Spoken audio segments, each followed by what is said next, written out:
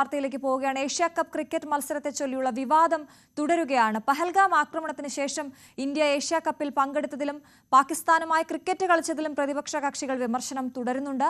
Cricket മത്സരത്തിൽ നിന്ന് ലഭിക്കുന്ന വരുമാനം പഹൽഗാം ഭീകരാക്രമണത്തിൽ കൊല്ലപ്പെട്ടവരുടെ കുടുംബങ്ങളെ സഹായിക്കാൻ ഉപയോഗിക്കണമെന്ന് ആം ആദ്മി പാർട്ടി ആവശ്യപ്പെട്ടിട്ടുണ്ട്. അതേസമയം ഏഷ്യൻ ക്രിക്കറ്റ് കൗൺസിൽ യോഗം ഇന്ന് ചേരും.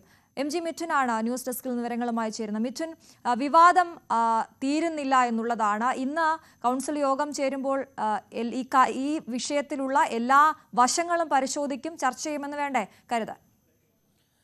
സ്വാഭാവികമായും ഈ വിഷയങ്ങളൊക്കെ അശ്വതി ചർച്ചയ്ക്ക് വരാൻ തന്നെയാണ് സാധ്യത. പ്രത്യേകിച്ച് ഈ ഏഷ്യൻ ക്രിക്കറ്റ് കൗൺസിലിന്റെ ചെയർമാൻ കൂടിയായിട്ടുള്ള മുഹസിൻ നഖ്വിയുടെ നടപടി അത് വളരെ രൂക്ഷമായ വിമർശനങ്ങൾക്ക് വഴിയൊരുക്കുകയും ചെയ്തിട്ടുണ്ട്. പ്രത്യേകിച്ച് ഈ കപ്പ് ഏറ്റുവാങ്ങാൻ ഇന്ത്യൻ ടീം തയ്യാറാകാത്തതിനെ തുടർന്ന് അത് നൽകാതെ ആ കപ്പുമായി കടന്നു കഴിഞ്ഞൊരു പശ്ചാത്തലമുണ്ട്. എങ്ങനെ ഇത്തരത്തിലൊരു തീരുമാനം ഏകണ്ഠമായിട്ട് എടുക്കേണ്ട ഒരു തീരുമാനം ഒറ്റയ്ക്ക് ഈ നഖ്വിക്ക് എടുക്കാൻ സാധിച്ചു എന്നുള്ളതാണ്. അതായത് അങ്ങനെ ഒരു തരത്തിലും ഒരു ഏഷ്യൻ ക്രിക്കറ്റ് കൗൺസിലിന്റെ അധീനതയിൽ വരുന്ന അല്ലെങ്കിൽ ICC ചാമ്പ്യൻഷിപ്പ് നടക്കുന്ന ഒരു മത്സരത്തിൽ ഇങ്ങനെ ഒരു നടപടി സ്വീകരിക്കാൻ നഖ്വിക്ക് എങ്ങനെ സാധിച്ചു എന്നുള്ളതാണ് നാനാകോണിൽ നിന്നും ഉയരുന്ന വിമർശനം. പ്രത്യേകിച്ച് അടുത്ത ആഴ്ച ICC യോഗം ചേരുന്നുണ്ട്. ഇക്കാര്യത്തിൽ കടുത്ത നടപടികളിലേക്ക് ICC നേതൃത്വം പോകാനുള്ള സാധ്യതയും തള്ളിക്കളയാനാകില്ല. ഇത് സംബന്ധിച്ച രേഖാമൂലം പരാതി BCCI നൽകുകയും ചെയ്തിട്ടുണ്ട്. ഈ നടപടിയെ ചോദ്യം ചെയ്തുകൊണ്ടാണ് ഈ രേഖാമൂലം പരാതി നൽകുകയും ചെയ്തിരിക്കുന്നത്. ഈ വിഷയത്തിൽ കൃത്യമായ രീതിയിലുള്ള പരിശോധനകൾ ഉണ്ടാകും. ഇന്ത്യൻ ടീമിന്റെ ഭാഗത്ത് നിന്ന് ഏതെങ്കിലും തരത്തിൽ വീഴ്ചയുണ്ടായിട്ടുണ്ടോ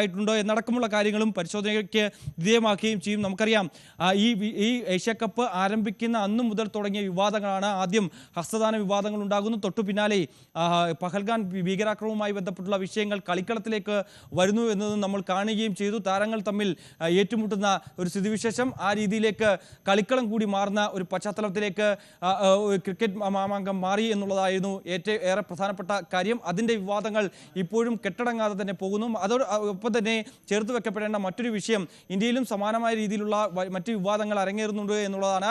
അതായത് BJP ഉൾപ്പെടെയുള്ളവർ പ്രധാനമായും കോൺഗ്രസ് നേതൃത്വത്തിനും ഇന്ത്യ സഖ്യത്തിനുമെതിരെ കടുത്ത ഭാഷയിൽ വിമർശനം ഉന്നയിച്ചുകൊണ്ട് രംഗത്ത് വരികയാണ്. അതായത് രാജ്യം ഏഷ്യ കപ്പ് വിജയത്തിൽ രാജ്യമെമ്പാടും വിജയം ആഘോഷിക്കുമ്പോൾ ഇതിൽ നിന്ന് ഇന്ത്യ സഖ്യവും ഒപ്പം തന്നെ കോൺഗ്രസും മുഖം തിരിക്കുന്നു എന്നുള്ള ഒരു കടുത്ത ഭാഷയിലുള്ള ആരോപണം ഉന്നയിച്ചുകൊണ്ടാണ് BJP നേതൃത്വം രംഗത്ത് വന്നിരിക്കുന്നത്. BJPയുടെ സോഷ്യൽ മീഡിയ ഹാൻഡിലുകളിലും ഒക്കെ വ്യാപകമായിട്ടുള്ള പ്രചരണം നടക്കുന്നുണ്ട് എന്നുള്ളതാണ് ഏറ്റവും പ്രധാനപ്പെട്ട കാര്യം.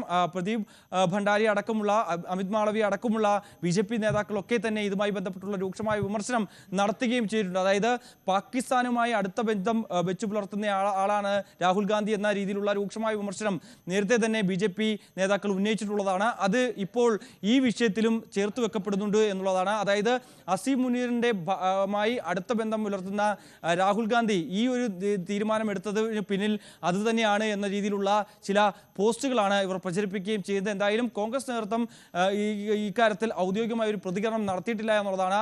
കോൺഗ്രസ് വക്താവ് പവൻ ഖേര മാത്രമാണ് ഇത് സംബന്ധിച്ചുള്ള ഒരു പ്രതികരണവുമായി രംഗത്ത് വരികയും ചെയ്തിട്ടുള്ളത് എന്നുള്ളതാണ്.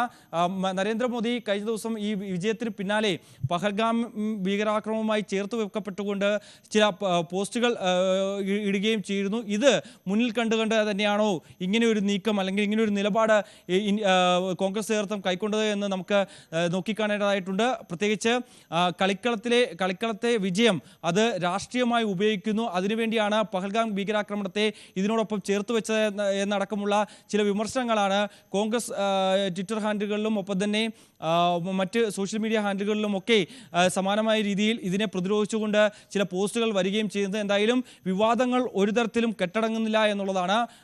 കളിക്കളത്തിലും ഒപ്പം തന്നെ രാഷ്ട്രീയത്തിലും സമാനമായ രീതിയിൽ വിവാദങ്ങൾ നടന്നുകൊണ്ടിരിക്കുകയാണ്. ശരി, MG മിഥുനാണ് വിശദവിവരങ്ങൾ നൽകിയത്. മറ്റു വാർത്തകളിലേക്ക്